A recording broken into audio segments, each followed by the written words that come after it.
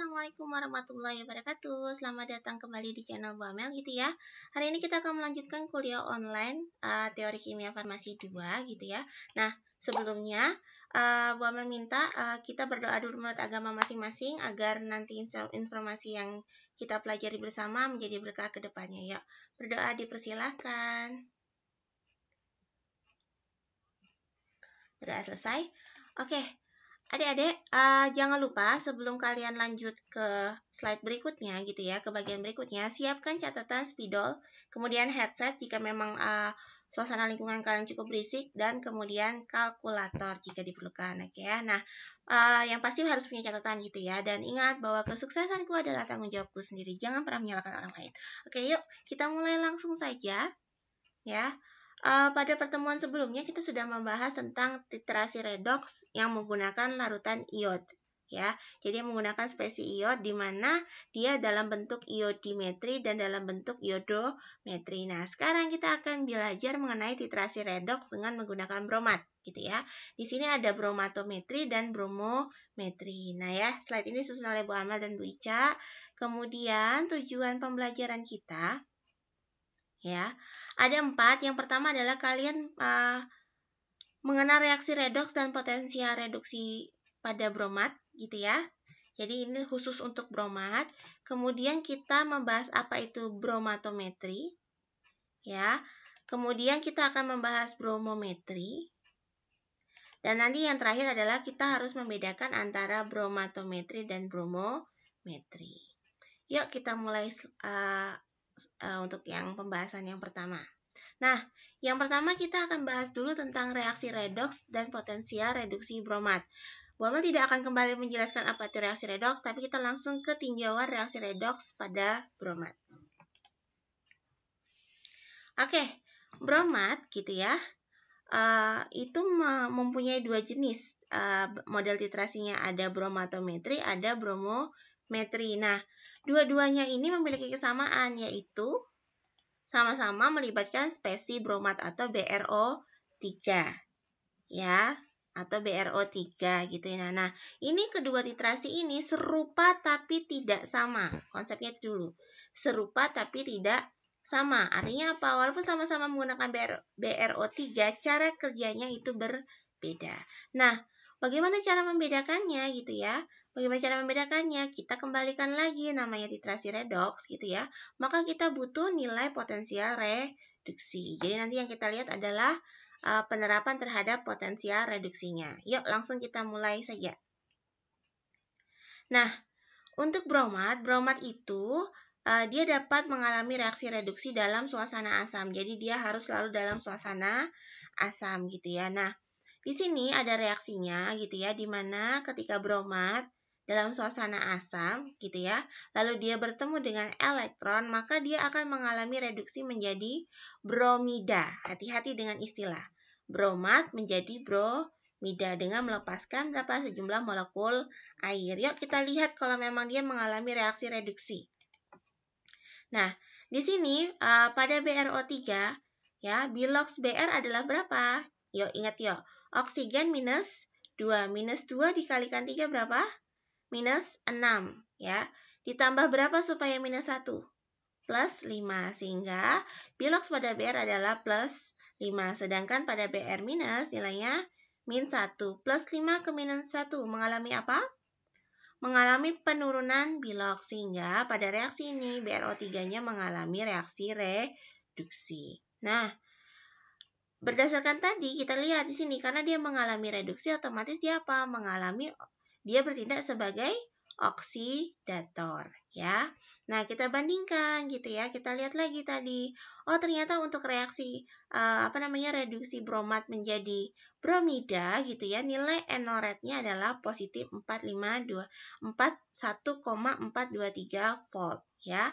Angka ini besar gitu ya. Sehingga apa gitu ya? Si bromat ini merupakan oksidator yang bagaimana? Oksidator kuat. Nah, yuk kita tinjau kembali ya, berdasarkan NO rate-nya. Ya, kita tadi mau membedakan mana yang bromato, mana yang bromometri. Yuk kita lihat. Oke, yang pertama itu ya, yang pertama. jika kita punya sampel gitu ya, jika bromatnya kita reaksikan atau kita punya sampel yang nilai eratnya kurang dari positif 1,423 atau dia bersifat sebagai reduktor. Karena dia apa? Dia lebih kecil. Semakin negatif berarti semakin apa? Semakin bersifat sebagai reduktor ya. Jadi relatifnya terhadap N0 pada bromat ya. Kemudian berikutnya, kalau misalkan dia lebih kecil, otomatis nanti potensial sel totalnya bernilai positif. Sehingga apa? Reaksinya akan berlangsung spontan. Nah, apa maksudnya reaksinya berlangsung spontan? Nah, kondisi ini yang kita manfaatkan. Artinya apa? Sampel dapat bereaksi langsung dengan si bromat. Ya, pahami dulu konsepnya. Oke, apa tadi? Kalau spesiesnya eratnya kurang daripada eratnya punyanya si bromat, ya, maka dia akan bersifat apa? Reduktor. Ya. Karena dia lebih kecil gitu ya, di sini lebih kecil dibandingkan punyanya bromat, maka potensial reduksi sel totalnya itu akan menghasilkan nilai positif. Sehingga apa tadi? Reaksinya akan spontan. Artinya apa? Si sampel akan spontan bereaksi dengan BrO3. Nah, kebalikannya, seandainya kita punya spesies ya yang N0-nya lebih tinggi daripada N0 si bromat atau lebih besar daripada 1,423. Artinya apa? Oh, dia berarti apa? Lebih positif gitu ya. Berarti apa? Dia bersifat lebih oksidator dibandingkan si bromat. Maka apa yang terjadi di sini? Reaksinya gitu ya. Reaksinya tidak akan spontan. Gitu ya. Artinya apa? Sampel tidak dapat bereaksi langsung dengan bromat gitu ya. Sekalipun dia melakukan reaksi gitu ya, reaksinya akan berlangsung sangat lambat, makanya dia disebut dengan reaksi tidak spontan. Nah, apa akibatnya? Ya ini tadi, sampel tidak dapat bereaksi langsung dengan BrO3. Ya, karena reaksinya apa tadi? Reaksinya sangat lambat. Nah, ketika sampelnya merupakan reduktor ya atau N0-nya kurang daripada positif 1,43 ya, dan dia dapat bereaksi langsung dengan BrO3, maka kita sebut reaksi ini adalah bromatometri. Nah, sedangkan ketika sampelnya adalah oksidator gitu ya, di mana N0-nya lebih besar daripada N0 punyanya bromat ya, sehingga apa tadi? Sampelnya tidak dapat bereaksi langsung dengan bromat gitu ya. Maka kita sebut ya model titrasinya adalah bromometri ya. Jadi bromat itu ada dua jenis, ada bromatometri dan ada bromometri. Oke, boleh kalian pause video ini kemudian kita lanjut ke pembahasan berikutnya. Pause, catat. Kemudian setelah selesai catat, kita lanjut ke pembahasan berikutnya. Nah, kita masuk dulu ke bromatometri, yaitu titrasi bromat langsung. Ya, jadi jenis titrasinya adalah titrasi bromat langsung ya. Nah, di sini kita mulai dengan reaksinya. Tadi kita sudah punya reaksinya. Bromat ketemu dengan asam ya. Lalu elektron dia akan apa? Akan membentuk Br- atau dia mengalami reduksi dengan nilai N0-nya adalah positif 423 volt. Nah, ini patokannya. Karena dia adalah titrasi langsung, maka reaksi harus berlangsung ke arah kanan. Ya, harus berlangsung ke arah kanan. Otomatis N0 sel totalnya harus bernilai positif. Dengan kata lain, gitu ya, sampelnya harus punya apa? Punya nilai N0 kurang dari si bromat atau kurang dari positif 423 volt ya. Jadi nanti kalian bisa cari ini di tabel tabel potensial reduksi standar ya untuk dibandingkan dengan bromat ya. Oke, nah kita lihat di sini BrO3-nya ya menjadi Br-. Nah, di sini sifatnya sebagai apa tadi? Sebagai oksidator. Nah, ketika eret sampel itu kurang dari positif 423 atau kurang daripada si bromatometri, gitu ya, di mana bromatnya sendiri adalah oksidator, otomatis sampelnya bersifat sebagai apa? Yap, betul, bertindak sebagai reduktor. Nah, sehingga persamaan yang semula umum ini gitu ya, bisa kita ubah ke persamaan reaksi khusus untuk si sampel. Di mana siapa tadi? Bromatnya gitu ya, akan langsung bertemu atau langsung bereaksi dengan sampel yang bersifat reduktor ya. Membentuk apa? Membentuk Br- dan menghasilkan suatu oksidator. Nah, di sini siapa tadi? PRO3-nya sebagai larutan baku, kemudian ya reduktor di sini adalah si sampel. Jadi sampelnya bersifat sebagai reduktor. Ya. Oke. Ketika bromat, jadi kan bromat larutan baku ya, dia berlimpah ya gitu ya. Dititrasi terus sampai apa? Sampelnya habis ya. Maka kita akan menemukan apa? Gitu ya, akan menemukan titik akhir titrasi. Gitu ya. Ketika sampel habis gitu ya. Berarti yang ada di dalam larutan sekarang siapa gitu ya? Kalau sampelnya habis, yang ada di dalam larutan berarti adalah Br-. Nah, ketika Br- yang ada di sini gitu ya, ketemu dengan satu tetes BrO3- atau tetes BrO3-nya gitu ya, setelah seluruh sampel habis, maka akan terjadi reaksi seperti ini. Ya. Br-nya ya akan bereaksi dengan siapa? Dengan larutan bakunya. Membentuk siapa? Br2. Nah, pembentukan Br2 ini adalah tanda dari titik akhir titrasinya gitu ya. Di sini dia akan membentuk apa? Larutan kuning. Ya. Jadi, bromatometri sebenarnya tanpa indikator pun dia sudah menunjukkan perubahan warna, tapi sayangnya perubahan warnanya belum terlalu baik. Bisa dipahami ya? Intinya apa tadi? Sampel yang tadi bersifat reduktor akan habis bereaksi dengan larutan baku bromat. Membentuk siapa? Membentuk bromida. Ya, membentuk Br- ya. Nah, bromida ini gitu ya akan bereaksi dengan siapa? Bromat gitu ya, membentuk siapa? Membentuk Br2. Nah, ini adalah tanda untuk titik akhir titrasinya. Nah, seperti yang Bapak bilang tadi bahwa hasilnya walaupun tidak pakai indikator gitu ya, terlihat tapi tidak terlalu baik, sehingga apa gitu ya. Oke ya. Sehingga gitu ya, walaupun demikian kita membutuhkan apa? Tetap membutuhkan indikator ya. Karena perubahan apa tadi? Perubahan warnanya. Jadi ketika di sini gitu ya, ketika tanpa indikator warna larutannya adalah jernih gitu ya, atau tidak berwarna gitu ya. Perubahannya dari tidak berwarna menjadi warna kuning, perubahannya itu sangat tipis sekali gitu ya.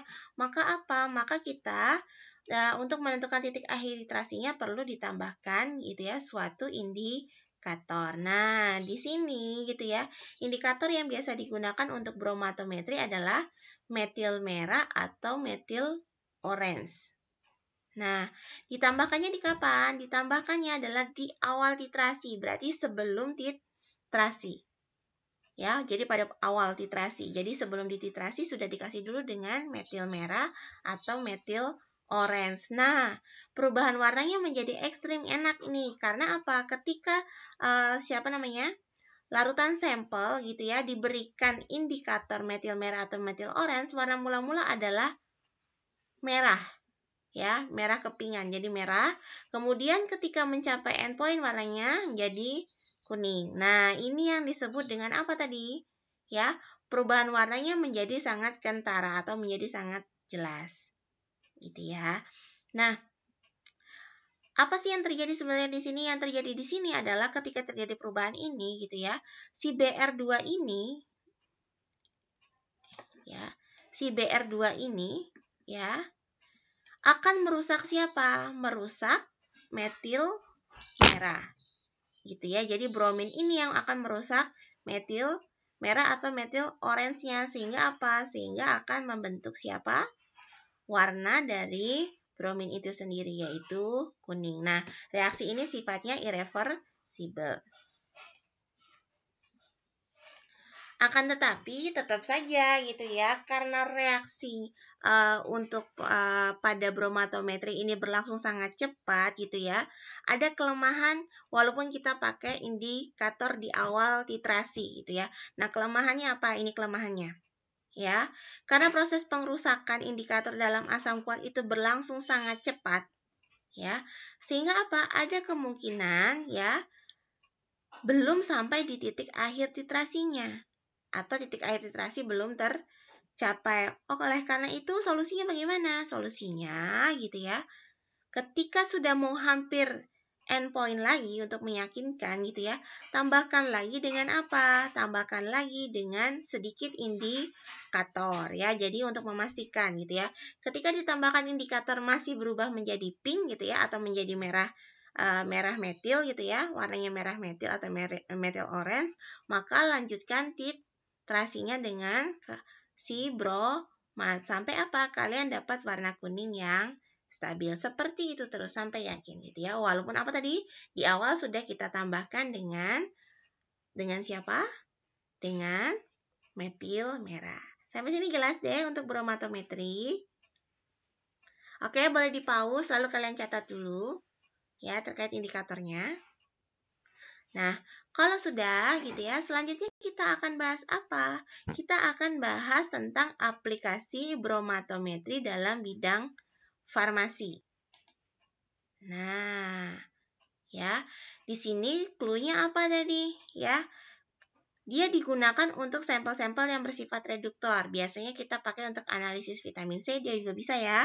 Kemudian untuk siapa? Analisis arsen. Nah, larutan standarnya itu adalah siapa? KBRO3 langsung gitu ya, yang bersifat apa? Sebagai oksidator kuat.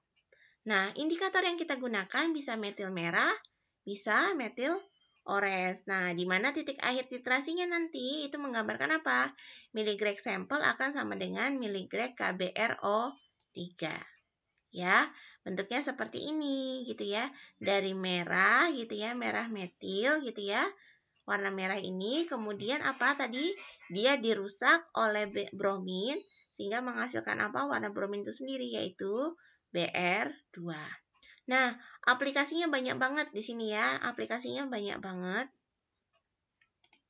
Ya, kalian bisa pakai untuk menentukan levofloxacin gitu ya, untuk senyawa obat ya. Ya, levofloxacin, kemudian sparfloxacin, kemudian exprenolol gitu ya. Kemudian bisa lagi untuk untuk senyawa obat ini gitu ya. Ada banyak sekali. Nah, gitu ya. Oke, kita lihat lagi apa aja sih aplikasinya. Artinya apa? Kalian bisa mengecek misalkan kemurnian obat gitu ya. Dengan metode bromatometri. Syaratnya apa tadi?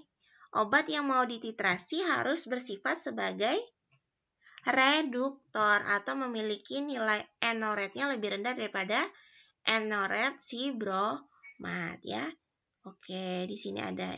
Nah, ada banyak sekali nih. Ada simvastatin ya. Kemudian ada salbutamol sulfat gitu ya. Ada banyak sekali gitu ya. Nah, tergantung kalian. Oke.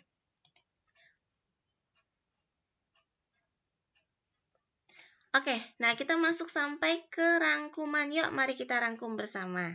Ya. Jadi gitu ya, yang namanya bromatometri, sekali lagi ya, yang namanya bromatometri dia apa? Merupakan titrasi langsung. Ya, menggunakan apa? Karena titrannya gitu ya, si KBRO3 langsung bereaksi dengan sampel yang bersifat reduktor. Nah, karena KBRO3 bersifat sebagai oksidator, maka kita sebut apa dia? Sebagai titrasi oksidimetri. Bisa dipahami ya? Jadi bromatometri cirinya apa? Larutan bakunya adalah, ini typo ya, larutan bakunya adalah KBRO3, sampelnya adalah reduktor. Kemudian indikator yang kita gunakan itu adalah metil merah atau metil orange. Kapan ditambahkannya? Di awal titrasi sudah ditambahkan. Ya, kemudian menjelang titik akhir titrasi juga kita tambahkan. Alasannya apa tadi? Karena reaksi pengerusakan indikator oleh bromin ya, itu berlangsung sangat cepat sehingga kita takut apa tadi? takut titik akhir titrasinya belum tercapai. Jadi perlu ditambahkan lagi kalau warnanya apa tadi?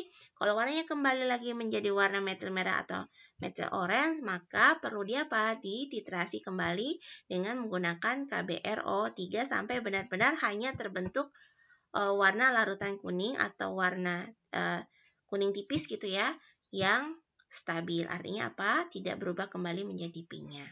Nah, titik akhir titrasinya tadi itu merah menjadi kuning ya. Kuning yang bagaimana? Kuning yang stabil. Oke, kemudian yang perlu kita ingat lagi, berarti apa nih? Berarti miligrek sampelnya itu akan sama dengan apa? Akan sama dengan miligrek KBRO3. Oke, bisa dipahami? Mudah ya untuk bromatometri. Nah, kalau sudah ini boleh di-pause lalu kalian catat dulu. Sebelum kita masuk ke pembahasan selanjutnya, yaitu tentang bromometri.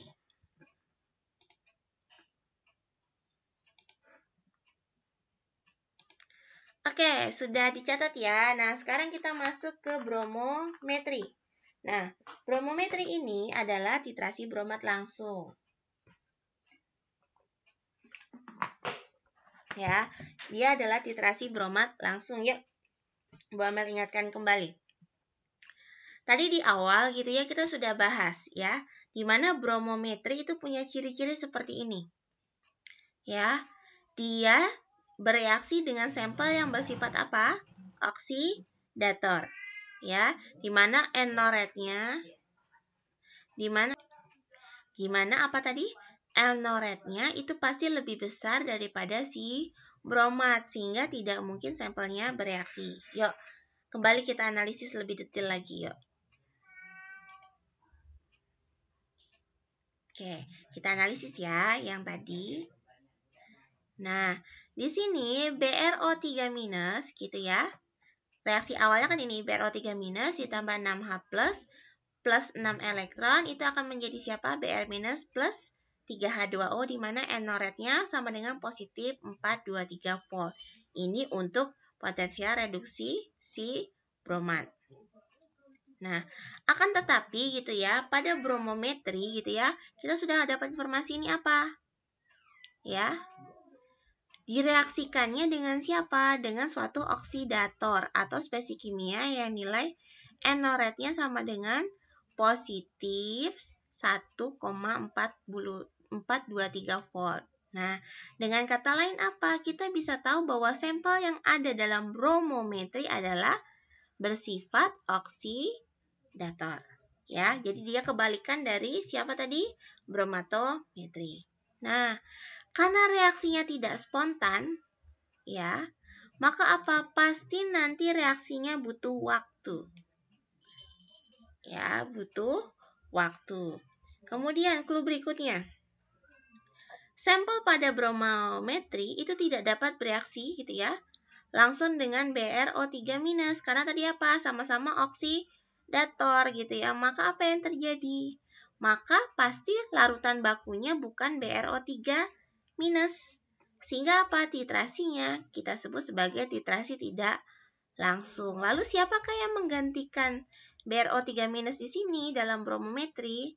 Ya, yang menggantikan adalah larutan natrium tiosulfat. Bisa dipahami ya? Nah, kemudian berikutnya kita lihat di sini yuk. Ya. Titrasinya dia tidak langsung. Ya, titrasinya dia tidak langsung. Pasti apa? Kalian akan butuh mak comblang. Nah, di sini mak comblangnya siapa? Mak comblangnya adalah campuran dari KBRO3 dengan KBr. Fungsinya apa?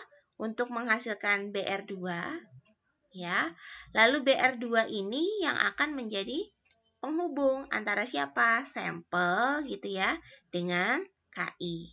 Nah, KI-nya ini kemudian apa? Akan menghasilkan I2. Nah, I2 inilah yang akan bereaksi dengan tiosulfat. Bisa dipahami ya? Jadi, kenapa dia bilang tidak langsung gitu ya? Cirinya apa nih? Karena dia tidak bisa langsung dengan BRO3-, maka dia bereaksinya dengan natrium tiosulfat sehingga dia titrasinya tidak langsung gitu ya. Oke, yuk. Kita lihat lebih detail lagi untuk tahapan reaksinya.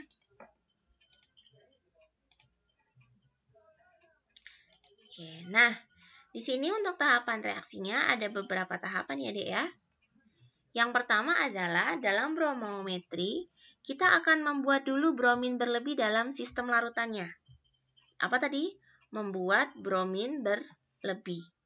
Nah, bromin berlebih ini dibuat dengan cara apa? Dengan cara mereaksikan bromat dengan Br dalam kondisi asam. Nah, kalau sudah, maka akan dihasilkan apa? Dihasilkan bromin dalam jumlah berlebih. Artinya apa? Ketika jumlahnya berlebih, gitu ya, maka dia akan, gitu ya, membuat sampel, gitu ya, habis bereaksi. Jadi sampelnya ini habis bereaksi oleh siapa? Oleh bromin. Bisa dipahami? Ya, jadi sampelnya tidak bertemu dengan siapa tadi? Dengan tiosulfatnya, tapi dia hanya bertemu dengan siapa? Dengan bromin yang berlebih. Nah, agar sampel benar-benar habis bereaksi dengan bromin, ya, brominnya berlebih loh ya, maka apa? Supaya yakin benar-benar habis, maka pada tahapan ini gitu ya, ketika sampel bereaksi dengan siapa? Dengan bromin, itu kita membutuhkan waktu yang cukup lama ya, atau didiamkan lama, biasanya sekitar 15 menit ya, dan harus dalam ruangan gelap. Karena posisinya apa? Karena posisinya senyawa ini sangat mudah mengalami reaksi redoks. Bisa dipahami sampai di sini? Ya. Jadi misalkan di sini BR2 yang dihasilkan misalkan 5 mol. Ya. Yang dimaksud berlebih itu gini, dia 5 mol gitu ya. Misalkan sampelnya ada 3 mol. Ya, maka gitu ya, sekarang Bambal tanya, yang bereaksi dengan si sampel hanya berapa? Supaya sampelnya habis bereaksi. Hanya 3 mol. Berarti masih ada sisa berapa, Dek? Masih ada sisa 2 mol. Nah, sisa 2 mol inilah yang kemudian apa? Kemudian bereaksi dengan KI. Nah, ini comblang kedua. Ya, ini adalah siapa? Mak comblang kedua. Nah, BR2 sisa ini akan habis bereaksi dengan KI. Sehingga sekarang di dalam sistem larutan kita sudah tidak ada apa tadi? Sudah tidak ada sampel, sudah tidak ada bromin. Nah, yang tersisa siapa di sana? Yang tersisa adalah siapa? Tinggal iodin. Nah, iodin inilah yang kemudian akan bereaksi dengan tiosulfat. Ya, membentuk apa? Membentuk imines. Dan siapa tadi? Ya, ion tetrationat gitu ya. Jadi, disinilah proses bromometri ya. Sehingga bromometri tadi disebut sebagai apa? Titrasi tidak langsung ya. Dia pakai 2 macam comblang ya. Yang pertama, sampelnya dibikin habis dulu oleh BR2 berlebih gitu ya. Lalu sisa BR2-nya apa, Dek? Bereaksi dengan KI. BR2-nya habis, terbentuk di dalam larutan hanya ada siapa? I2. I2 ini yang kemudian bereaksi dengan tiosulfat ya. Bisa dipahami. Nah, besarnya ini ternyata apa? Oh, berarti kita lihat di sini perbandingannya. Miligrek sampel untuk perhitungannya ya, itu akan sama dengan apa? Miligrek dari tiosulfat ya. Bisa dipahami ya. Oke, tadi di awal sudah diulas gitu ya, bahwa gitu ya. Dengan kata lain apa ini? Kita butuh indikator. Nah, kita butuh indikator.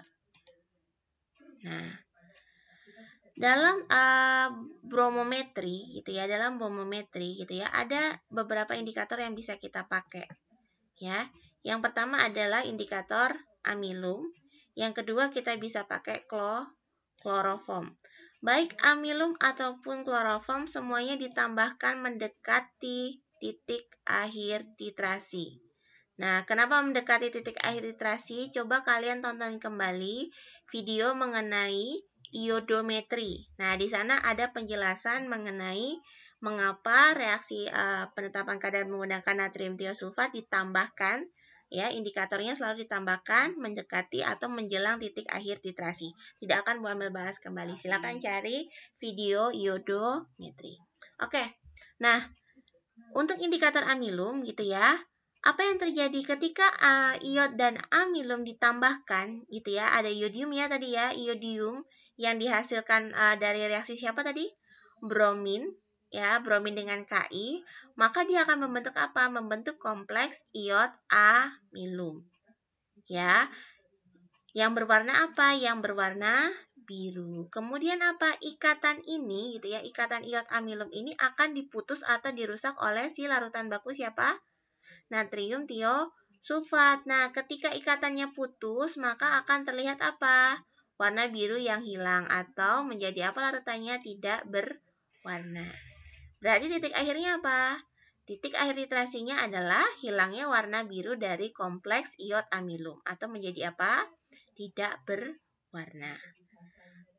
Bisa dipahami sampai di sini gitu ya. Nah, untuk indikator kloroform gitu ya, ternyata iod di dalam kloroform itu akan menunjukkan warna apa? Dia menunjukkan warna violet.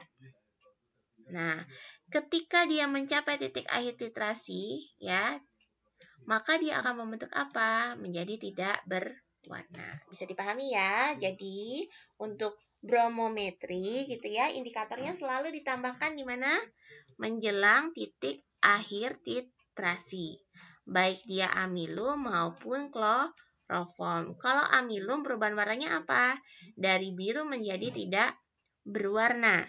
Sedangkan untuk kloroform dia dari apa? Dari violet menjadi tidak berwarna. Yuk, di pause dulu videonya lalu kalian catat. Oke, kita rangkum secara keseluruhan untuk bromometri. Nah, jadi bromometri itu apa tadi? Ya, karena tidak langsung menggunakan apa tadi? Larutan kalium bromat gitu ya. Ya, dan sampelnya tidak langsung bereaksi dengan larutan baku siapa di sini? Natrium tiosulfat gitu ya. Sampelnya tidak langsung bereaksi dengan natrium tiosulfat, maka reaksi titrasinya kita sebut dengan apa?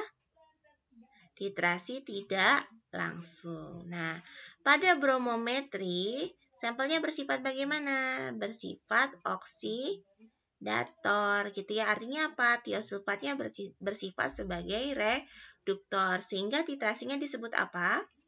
Disebut dengan reduksimetri. Ya, disebut dengan apa?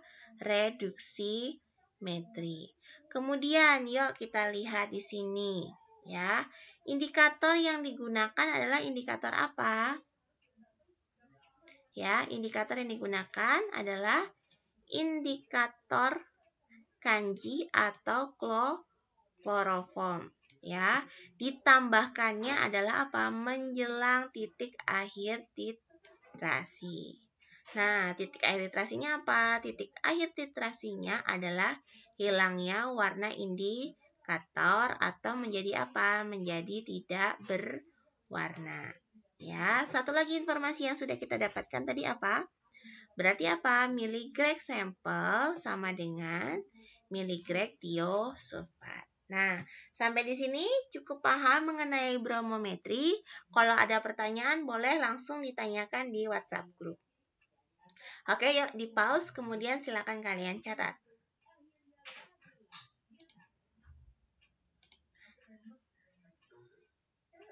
Oke, kalau sudah catat, kita masuk ke poin terakhir, yaitu kita harus bisa membandingkan antara bromatometri dengan bromometri. Jadi jangan sampai salah gitu ya.